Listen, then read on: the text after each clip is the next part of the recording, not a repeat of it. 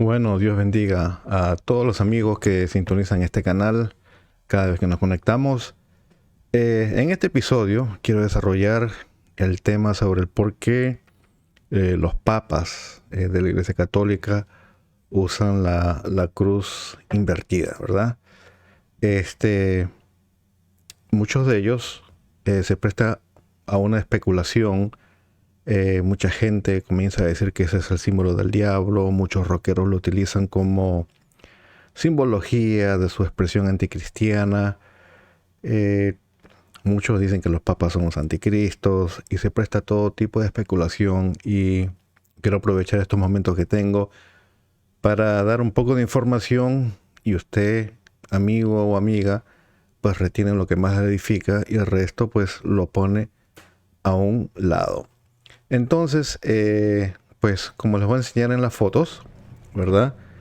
Y ustedes pueden ver ahí que el Papa siempre se sienta sobre una silla, el Vaticano, y usted puede notar la cruz invertida. Entonces uno se pregunta por qué escogen una cruz invertida, ¿verdad? Específicamente o especialmente cuando muchos grupos satánicos o luciferinos la utilizan en sus ceremonias dedicadas al diablo. Entonces, ¿por qué una entidad eh, que alguna vez tuvo raíces cristianas y ahora yo la considero una entidad apóstata, pues decide utilizar la cruz boca abajo? Y para empezar, vamos a ser honestos, todo es basado en una tradición. La tradición empieza que Pedro pues escogió morir boca abajo, y como ellos enseñan la sucesión papal, que ellos son los auténticos sucesores de Pedro, entonces ellos utilizan la cruz boca abajo en honor a Pedro, que según ellos fue el primer papa, y entonces ellos escogen honrar con humildad al apóstol Pedro.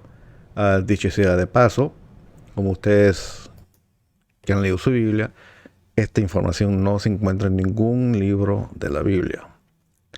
Si usted tiene una Biblia de la tradición protestante con sus 66 libros, no aparece en ningún lado. Y si usted tiene su Biblia católica con sus 72 libros, tampoco lo va a encontrar a un lado. ¿Por qué?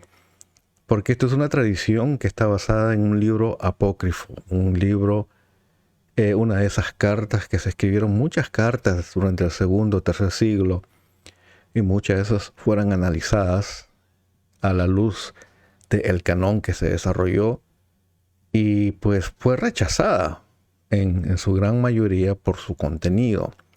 Entonces, basar toda una creencia, una práctica, un simbolismo sobre un libro apócrifo, oscuro, y usarlo como una simbología que se presta para que los satanistas la usen, pues eso, vamos a ser sinceros, eso le da de pensar a cualquiera, ¿ok? Es como que yo me pongo la, la esvástica que se ponían los nazis, y me la pongo en mi frente y diga, bueno, en realidad yo lo utilizo para honrar a Dios, pero todo el mundo sabe de dónde proviene eso, y sabe eh, todo lo que involucra ese simbolismo. Entonces vamos a regresar a la pantalla y ustedes van a ver las imágenes donde se aprecia la cruz invertida. Acá está el Papa sentado en un sillón también con la cruz invertida, y esta es otra foto de diferente ángulo.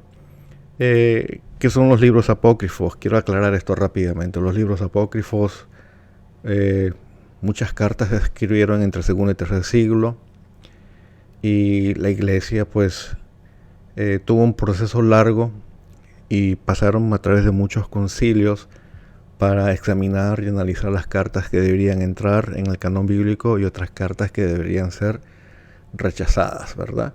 A los libros no canónicos le pusieron el nombre de apócrifos o apócrifón, que significa escondidos o secretos.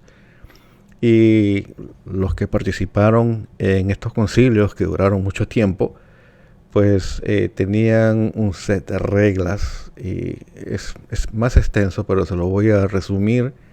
Número uno, buscaban la inspiración divina, ¿verdad? De una u otra manera transmitir que esta carta venía de Dios. Y después se hacían otra pregunta, si esta carta era genuina, si se podía comprobar quién lo escribió, dónde y cuándo, ¿verdad? También se buscaba que la carta tendría que ser históricamente confiable, o sea, si narra eventos históricos correctamente. Es ahí donde muchas de estas cartas apócrifas se caen. También se buscaba armonía entre el mensaje de ciertas cartas y el resto del contenido de los libros de la Biblia. También algo muy importante era si esa carta fue aceptada por el pueblo de Dios, ¿verdad? Tal como aparece en 1 de Tesalonicenses 2:13, 2 de Pedro 3:16. También era importante el testimonio entre el año 70 y 170, ¿verdad? Este es un periodo donde los 27 libros que conocemos como el Nuevo Testamento fueron citados entre los padres de la iglesia. Para nosotros, que los padres de la iglesia que vivieron una o dos generaciones después de los eventos, una cita de ellos es muy importante. También buscamos el testimonio entre el año 170 y el 350. Dicho sea de paso, estos son los años donde se forma el canón muratorio, y en este canón pues se omite Hebreos, Santiago y Primera, Segunda de Pedro. Ahora, con respecto a los libros apócrifos, vienen en una gran cantidad de formas. Hay evangelios apócrifos, hay libros apocalípticos apócrifos, hay muchísimas cartas. Específicamente, esta sección que tiene que ver con la epístola o los hechos de Pedro, pues pertenece a una clase especial. Se llaman los hechos apócrifos. Por ejemplo, en nuestra Biblia tenemos el libro de los Hechos, escritos por el doctor Lucas, ¿verdad? Donde él narra los eventos que él investigó, qué fue lo que pasó después de la resurrección. Entonces, aparecen una cantidad de libros apócrifos basados en los Hechos. Están los Hechos de Andrés en el tercer siglo, donde se presenta una cristología muy baja, no se menciona la organización de la iglesia, no hay liturgia, y está basado en los Hechos de Juan y Pedro. Aparecen los Hechos y Martirios de Andrés, Hechos de Andrés y Mateo del siglo III, donde aparecen milagros legendarios, leyendas. Eusebio de Cesarea consideró esta carta absurda y una obra herética. También tenemos en los Hechos de Bernabé del siglo II. El autor fue un falso Juan Marcos y su lenguaje eclesiástico revela ser en realidad del siglo V. También tenemos los Hechos de Bartolomé, los Hechos de Juan en el siglo II, con colecciones e historias de Juan. Ninguna de estas pasaron la examinación canónica. También sigue la historia de José el Carpintero, proveniente del siglo VI o VII, donde se expande la idea de María siempre virgen, ¿verdad? La infancia de Jesús, la longevidad hasta los 110 años, y pues 50% de este libro tiene que ver con la muerte de Jesús. Como ustedes pueden ver y apreciar, existe una cantidad de cartas, y el proceso de desechar lo que no debe entrar en la Biblia y aceptar lo que debe estar en la Biblia no fue un proceso fácil. También está el martirio de Mateo, los Hechos de Pablo. En los Hechos de Pablo sí tengo que decir que Tertuliano, que fue un gran líder de la iglesia primitiva, lo consideró una carta herética, y las razones por cuales él lo considera eso es porque endorsa a las mujeres predicando y bautizando, ¿verdad? Hipólito de Roma lo consideró una narrativa oral de Pablo, pero en realidad está basada en los Hechos de Pablo en Tecla y la carta de los Corintios.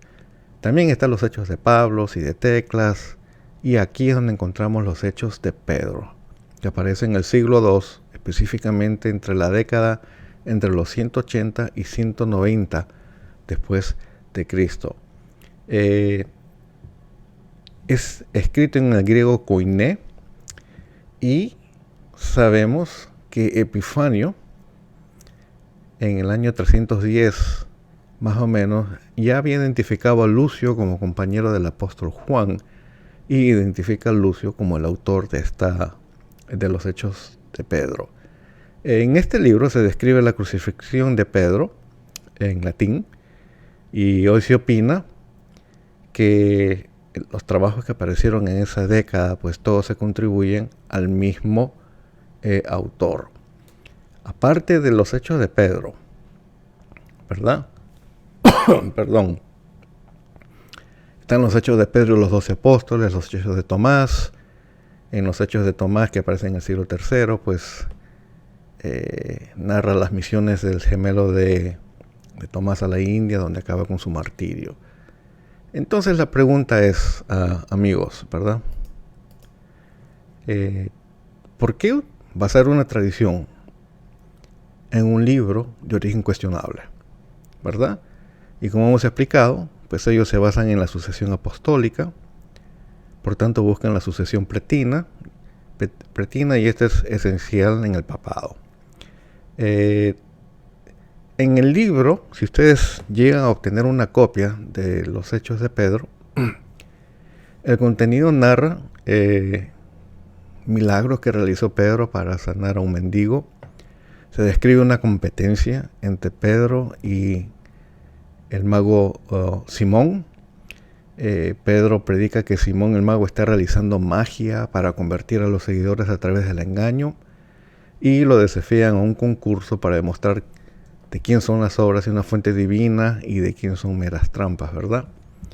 En la contienda, Simón huye y en represalia Pedro lo golpea con el poder de Dios. Y pues esta confrontación es un paralelo a la confrontación que tuvo Moisés con los magos en Egipto, la confrontación que tuvo,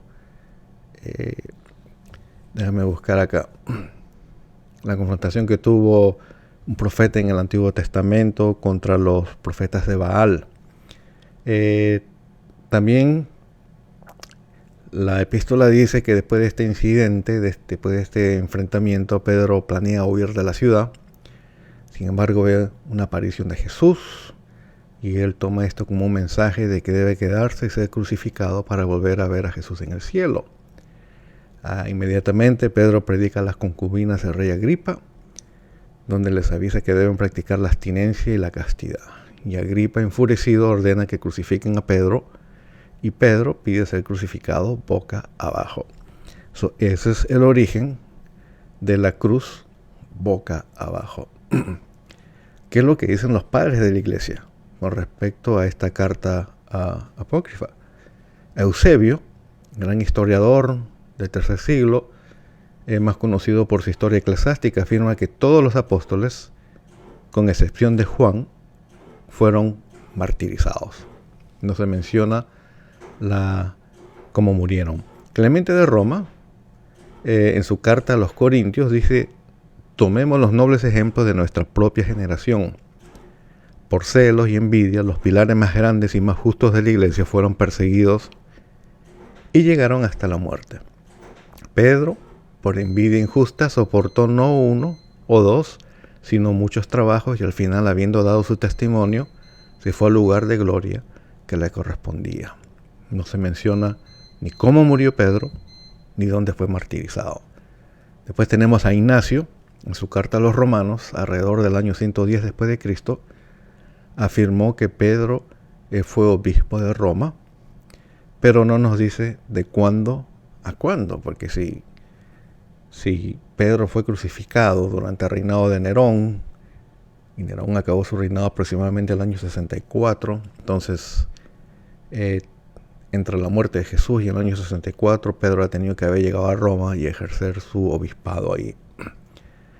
Y por último tenemos a Tertuliano, que alrededor del año 195 después de Cristo declara lo siguiente, dice: pero si estás cerca de Italia, tienes Roma, donde la autoridad está al alcance de nosotros también. Qué iglesia feliz, en la que los apóstoles derramaron toda su doctrina con sangre, donde Pedro sufrió su pasión como la del Señor, donde Pablo fue coronado con la muerte de Juan. Y eso es en referencia a Juan el Bautista, que fue decapitado. Entonces tampoco se dice si murió boca abajo y exactamente dónde. Entonces, fíjese, todo este simbolismo Si ustedes han escuchado la música rock, heavy metal, ustedes van a ver que ellos utilizan mucho la cruz invertida. Algunos lo hacen para transmitir que están en contra de la fe cristiana, están en todo su derecho. Vivimos en un país donde tenemos libertad de expresión. También los satánicos lo utilizan, los luciferinos, para transmitir sus ideas. Usted puede comprar una cruz invertida en Amazon. Usted puede escoger el tamaño, si de oro o de plata. Lo venden en camisetas, lo venden en adornos de casa. Se ha formado toda una línea de productos basado en la cruz invertida. Ahora, honestamente, ¿ustedes creen que yo me pondría una cruz invertida? ¿Y cuál es el significado? Al invertir usted la cruz, prácticamente usted está diciendo que usted rechaza lo que significa la cruz. Y lo que se obtuvo en la cruz fue el sacrificio de Jesús, fue la salvación del ser humano, el perdón de todos los pecados. Usted está rechazando el método de justificación. Ahora, le voy a ser más honesto a ustedes, hermanos. La cruz invertida aparece en todos los ritos satánicos, empezando desde el siglo XIX en adelante. Ustedes ven ahí los adornos, ven al dios Moloch en una cruz invertida y después aparece un individuo ahí en la foto. Todo esto se ha popularizado y yo no creo en las coincidencias. Por ejemplo, en la foto que ustedes pueden apreciar es una foto tomada por un dron cerca del Vaticano, ¿verdad? Y pues se puede apreciar la cruz invertida, ¿verdad? Si ustedes siguen el mouse, ustedes van a ver dónde yo estoy haciendo referencia. Y en realidad yo no creo en las coincidencias. Como un hombre de ciencia, de números, para mí la suerte, el azar no existe. Todo tiene un propósito en esta vida. Y si los papas han decidido escoger este símbolo boca abajo, obviamente porque están mandando un mensaje bien claro. Acá en la cristiandad, Pedro no es el más importante. Ni lo es Pablo, ni lo es Juan. Aquí el más importante es Jesús. Y a Él honramos. Y a Él nosotros adoramos. Y correctamente, como ustedes ven, yo tengo esta cruz que me regaló mi papá en la forma como se debe vestir. Dicho sea de paso,